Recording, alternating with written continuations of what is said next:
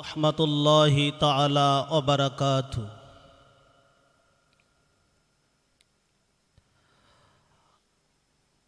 আউযু বিল্লাহি মিনাশ শাইতানির রাজীম।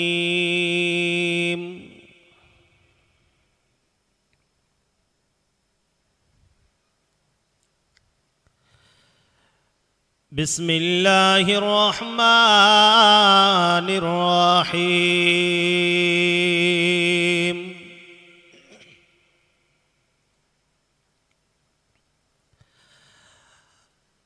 আলহামদুলিল্লাহ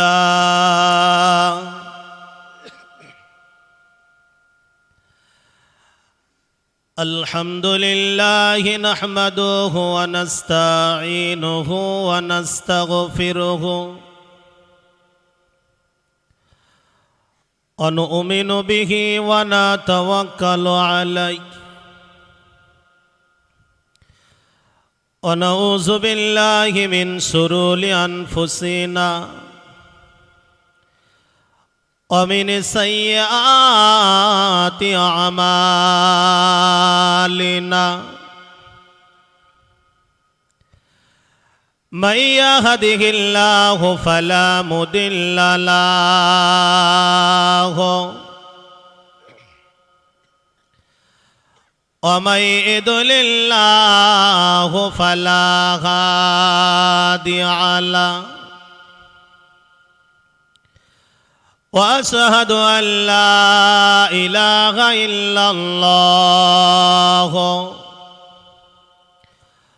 وحده لا شريك له وأشهد أن سيدنا ونبينا وحبيبنا ومولانا محمدا صلى الله عليه وسلم عبده ورسوله. إن الله وملائكته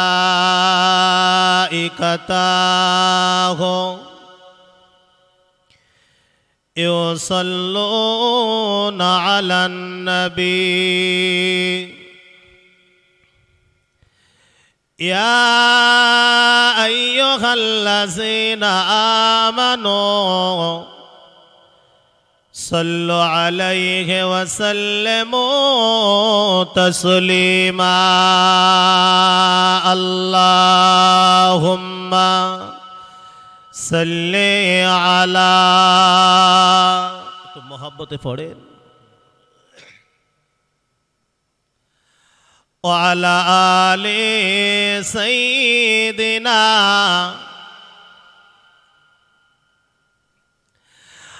আমায় মরণ আসবে কবে কেউ তো জানে না,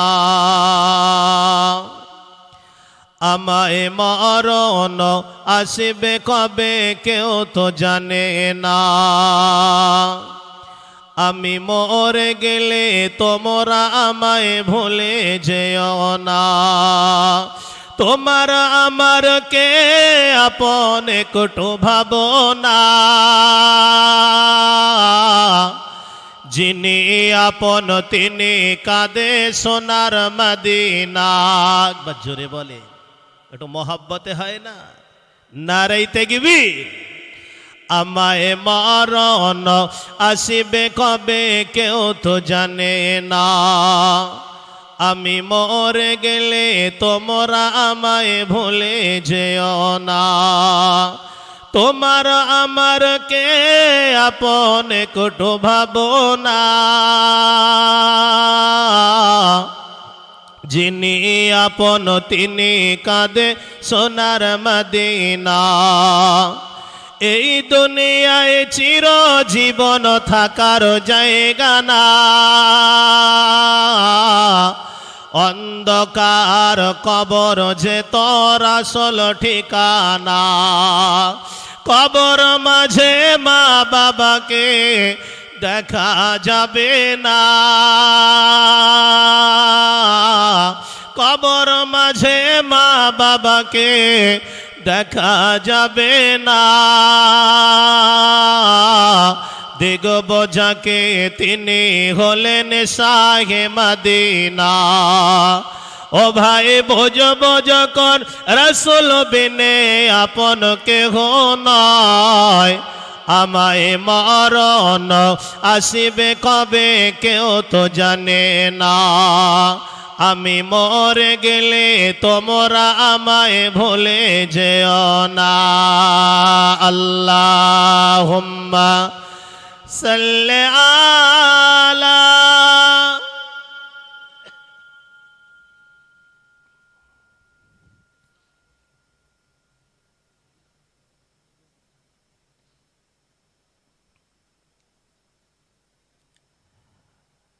فأعوذ بالله من الشيطان الرجيم بسم الله الرحمن الرحيم إياك نعبد وإياك نستعين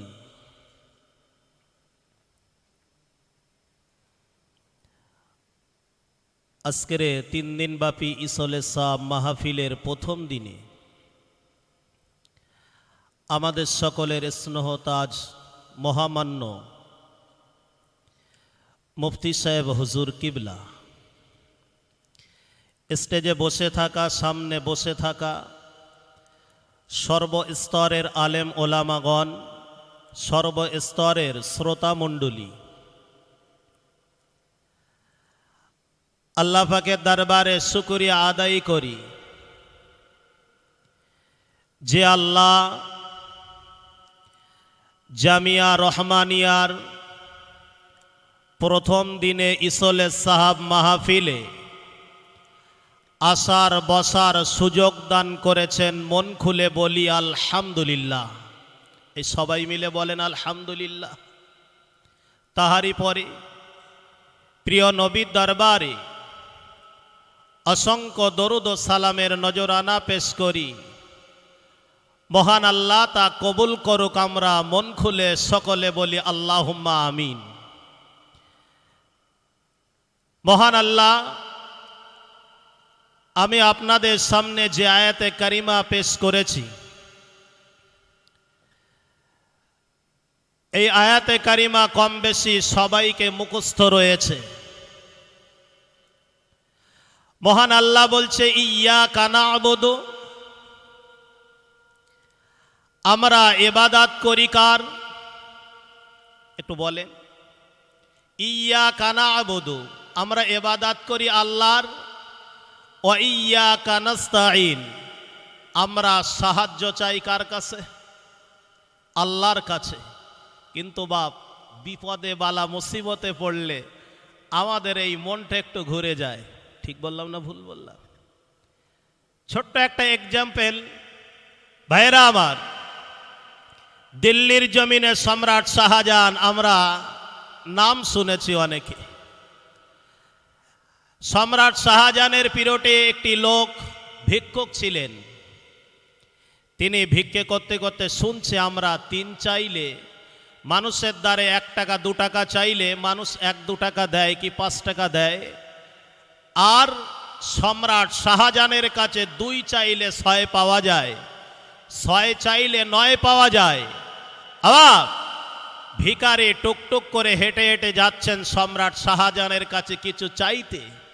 কিন্তু দেখেন সম্রাট শাহজাহান, তার ছেলের সাথে দেখা, সালাম কালাম হয়ে গেল। কি ব্যাপার? তা আমি সম্রাটের সাথে দেখা করতে এসেছি। তবে সম্রাট কোথায়? বলছে ওই আল্লাহর ঘর মসজিদে বসে মাবুদের কাছে ইবাদত আরাধনা করছে। সম্রাট শাহজাহানের ছেলের কথা শুনে লক্ষ্য করে দেখে, আল্লাহ, আমি এসেছিলাম এক সম্রাটের কাছে চাইতে, কিন্তু সেই সম্রাট দেখছি আর এক সম্রাটের কাছে দুকানা হাত তুলে মাবুদের কাছে সম্রাটের কাছে চাচ্ছে। একবার জোরে বলে। আজকে আমরা জামিয়া রহমানিয়ার আঙিনাতে এসেছি। আল্লাহ চাইলে এই জামিয়া রহমানিয়ার সম্রাট তথা মালিক যিনি মহান আল্লাহ সুবহানাহু ওয়া তাআলা আমাদের কিছু দিতে পারে না? ও সোনার মানিকেরা, ও জানেরা, যুবকেরা, মুরব্বিয়ানেরা, ঠান্ডা মাথায় কথা কানা শুনে রেখে দেন। বিস্তারিত আলোচনা করার সময় পাব না, তবে সংক্ষিপ্ত দুটো কথা বলতে চাই বাবা। মহান আল্লাহ পাকের নবী, আল্লাহ পাকের নবী, দিন দুনিয়ার বাদশাহ হাবিবুল্লাহ নবী মুহাম্মদুর রাসূলুল্লাহ সাল্লাল্লাহু আলাইহি ওয়াসাল্লাম নবী আমার মাঝে মাঝে স্ত্রীদের ঘরে পালা সিস্টেমে থাকতেন। এই স্ত্রীর ঘরে একদিন, অন্য অন্য স্ত্রীর ঘরে অন্য দিন, এভাবে কিছুদিন অতিক্রম করতেন। একদিন আম্মা জান আয়েশা সিদ্দিকা রাদিয়াল্লাহু তাআলা আনহার ঘরে নবী চলে গেল। আমাদের জননী আম্মা হযরত আয়েশা সিদ্দিকা রাদিয়াল্লাহু তাআলা আনহা মনে মনে চিন্তা করলেন, দয়ার নবী আমার ঘরে আগমন করেছে, আজকে রাতের বেলা নবীকে আমি একটু খেদমত করব, আমার নবীকে একটু তসখাতির করব, আমার নবীকে একটু মহাব্বত করব, ভালোবাসব। আম্মা জান আয়েশা সিদ্দিকা রাদিয়াল্লাহু তাআলা আনহার ঘরে আল্লাহর নবী চলে গেলেন এশা নামাজ বাদ। আল্লাহর নবী আর আম্মা জান আয়েশা আলাপ আলোচনা করতে যে আম্মা জান আয়েশার কখন তন্দ্রা বা নিদ্রা চলে এসেছে। রাত যত গভীর হয় আম্মা জান আয়েশা সিদ্দিকা ঘুমিয়ে পড়ে যায়, কিন্তু দেখতে পাওয়া যায় নবী আমার আম্মা জান আয়েশার ঘরখানা ছেড়ে আল্লাহর নবী কোথায় যেন চলে গেল। আম্মা জান আয়েশার ঘুমটা ভেঙে গেল। আহারে নবী আমার ঘরে নয়, আমি কি দয়ার নবীর বড় কষ্ট দিয়ে ফেলেছি? আমি আল্লাহর নবীর কি বড় কষ্ট দিয়েছি? না না, আমি আম্মা জান আয়েশা টুক টুক টুক টুক করে হেঁটে ঘর থেকে বার হয়ে নবাবী শরীফে চলে গেল। আল্লাহর নবীকে দেখতে পেল না। অন্য বউদের ঘরে চলে গেল, আল্লাহর নবীকে দেখতে পেল না। আম্মা জান আয়েশা লক্ষ্য করে দেখে নবী আমার আম্মা জান আয়েশা সিদ্দিকার ঘর ছেড়ে, মানুষ যখন রাতের বেলা অত্যন্ত ক্লান্ত হয়ে যায় অথবা সারাদিন কষ্ট করার পরে রাতের বেলা বিছানায় যখন শয়ন করে, কখনো রাত তার পড়ে যায়, সে ঠিক রাখতে পারে না। কিন্তু নবী আমার রাতের বেলা আম্মা জান আয়েশার ঘর ছেড়ে রাসূল পাক সাল্লাল্লাহু আলাইহি ওয়াসাল্লাম আস্তে আস্তে আস্তে আস্তে দেখতে পাওয়া গেল নবী আমার জান্নাতুল বাকি গোরস্থানে দাঁড়িয়ে দাঁড়িয়ে আল্লাহর কাছে দুখানা হাত তুলে মোনাজাত করছে। একবার জোরে বলে, একবার মহাব্বতে হয় না? ও সোনার মানিকেরা, ও জানেরা, যুবকেরা, মুরব্বিয়ানেরা, ঠান্ডা মাথায় কথা কানা শুনে রেখে দেন। আম্মা জান আয়েশা সিদ্দিকা মনে মনে চিন্তা করলেন, না, নবীকে আমি হয়তো বেশি মহাব্বত করতে পারি না, নবী আমার ঘর ছেড়ে চলে গেছে, তবে পরের সপ্তাহে যখন নবী আমার ঘরে আসবে, আমি আয়েশা আমার দিনের নবী, দয়ার নবী, আমার বিশ্ব নবীকে আমার ঘরেতে যখন আসবে, এদিন রাতের বেলা আমি আয়েশা সিদ্দিকার ঘুমাবো না, বিশ্ব নবীকে একটু তসখাতির করব। কিন্তু দেখতে পাওয়া যায় সেদিন আম্মা জান আয়েশাকে ঘুম পাড়িয়ে রাত যত গভীর হয়ে গেছে, নবী আমার মা আয়েশার ঘর থেকে আস্তে আস্তে আস্তে আস্তে বার হয়ে আল্লাহর নবী মসজিদ নবাবী শরীফের ভিতরে নামাজে দণ্ডায়মান অবস্থাতে আছে। জোরে বলে, একটু মহাব্বতে বলে। আবার যে নবীর সামনে পিছনে কোনো গোনা ছিল, যে সামনে পিছনে কোনো গোনা ছিল না, সে নবী আরামের বিছানা ছেড়ে রাত যত গভীর হয়েছে আল্লাহর নামাজে মশগুল হয়ে দাঁড়িয়ে গিয়েছে। আম্মা জান আয়েশা জিজ্ঞাসা করে, ইয়া রাসূলুল্লাহ, ইয়া হাবিবাল্লাহ হুজুর, আয় আল্লাহর নবী গো, আল্লাহর হাবিব গো, আমি আয়েশা আমার ঘর ছেড়ে আপনি কেন চলে যান? আমি আয়েশা আমার ঘর ছেড়ে রাত যত গভীর হয় আপনি একটু আরাম করবেন, আরামের বিছানায় আপনি একটু শয়ন করবেন, কিন্তু না না না না না, আপনাকে দেখতে পাওয়া যায় কখনো জান্নাতুল বাকিতে, কখনো বা মসজিদ নববী শরীফে।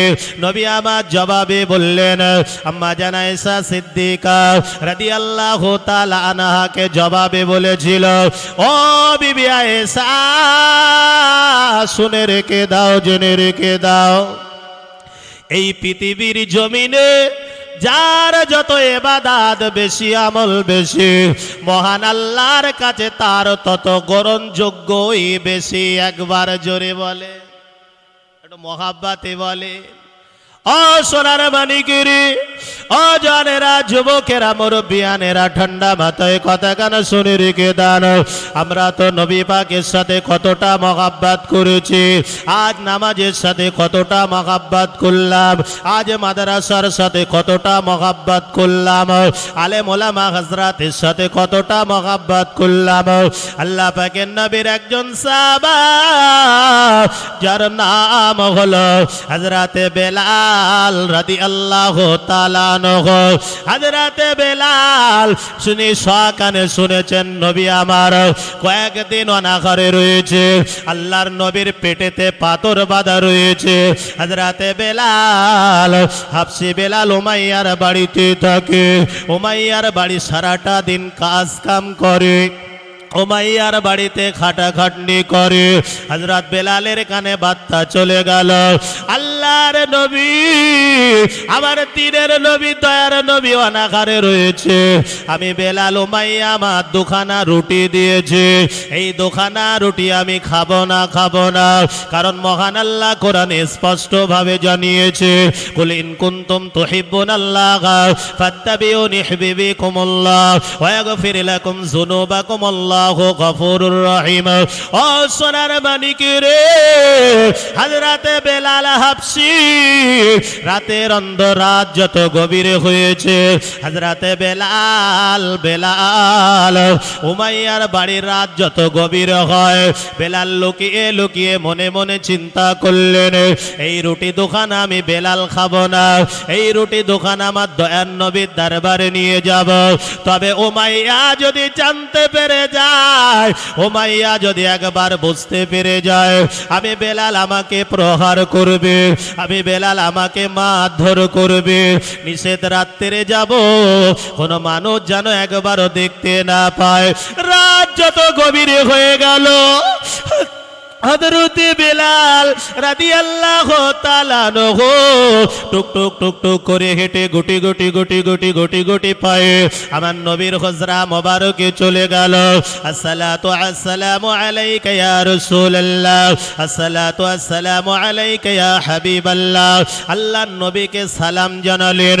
আমার নবী সালামের জবাব দিয়ে বললেন, বাবা বেলাল, এই গভীর রাত্রি, এই গভীর রজনীতে, নিষেধ রাত্রে মানুষ যখন ঘুমিয়ে যায় বাবা, আর তুমি তখন কেন আমার দরবারে হাজির হয়ে যাও? ইয়া রাসূলুল্লাহ, ইয়া হাবিবাল্লাহ, আমি বেলাল, আমি বেলাল শুধু শুনেছি আপনি কয়েকদিন অনাহারে আছেন। উমাইয়া সারাদিন খাটানোর পরে আমাকে 2 খানা রুটি উপহার দিয়েছে। হুজুর এই পারসারেম হিসাবে 2 খানা রুটি দিয়েছিল, সেই রুটি 2 খানা আপনাকে দিতে আমি এসেছি। আল্লাহর নবী বলে, বাবা বেলাল, আগামীকাল সকালবেলা উমাইয়া তোমাকে বড় কষ্ট দেবে, উমাইয়া তোমার বড় ভারী ভারী কাজ দেবে, তুমি ভারী কাজ করতে পারবে না। ইয়া রাসূলুল্লাহ, আপনার চাঁদ বুকাবি বেলাল দেখলে আমার সমস্ত ভোকা নিবারণ হয়ে যাবে। জোরে বলে, আর একটু মহাব্বতে বলেন, ও সোনার মালিক রে, ও জানেরা, যুবকেরা, মুরব্বিয়ানেরা, হযরতে বেলাল হাবশী রাদিয়াল্লাহু তাআলা আনহু আল্লাহর নবীর দরবারে দাঁড়িয়ে দাঁড়িয়ে চোখ ভরা পানি বুক ভরা ব্যথা নিয়ে বলি, ইয়া রাসূলুল্লাহ, আপনার নূরানি বদনখানা একটু এগিয়ে দেন, আপনার নূরানি বদনখানা একটু লম্বা করুন। নবী আবার হাতখানা যেই লম্বা করেছে, হযরতে বেলাল মুসাফা করার দরুন নিয়ে, মুসাফা করার ইচ্ছা নিয়ে রাসূলুল্লাহর হাতে ওই রুটি দোকানা তুলে দিয়েছে। আল্লাহর নবী বলে, বাবা বেলাল, এই রুটি দোকানা তুমি গ্রহণ করো। হযরত বেলাল বলে, ইয়া রাসূলুল্লাহ, এই রুটি দোকানা আপনি গ্রহণ করুন। কিয়ামতের দিন আবার আল্লাহ জানো এই রুটির ওসিলায় আপনি যে জান্নাতে থাকবেন, আবার আল্লাহ জানো ওই জান্নাতে আমি বেলাল আমাকে দেন। জোরে বলেন, একটু মহাব্বতে বলেন, নারায়ে তাকবীর, নারায়ে তাকবীর। হযরতে বেলাল হাবশী তিনি দুখানা রুটি না খেয়ে প্রিয় নবী সাল্লাল্লাহু আলাইহি সাল্লামকে উপহার দিয়েছেন। আমার সোনার চান ভাইরা, আজ 4 দিন হলো, কদিন হয়েছে? 4 দিন হলো মদিনা শরীফ থেকে আমি ফিরেছি ওমরা থেকে। আমি আপনাদের কাছে এখন এতগুলো মানুষ আপনারা বসে আছেন, জামিয়া রহমানিয়ার জন্য কোনো একটা ভাই আছেন যে হযরত বেলাল, হ্যালো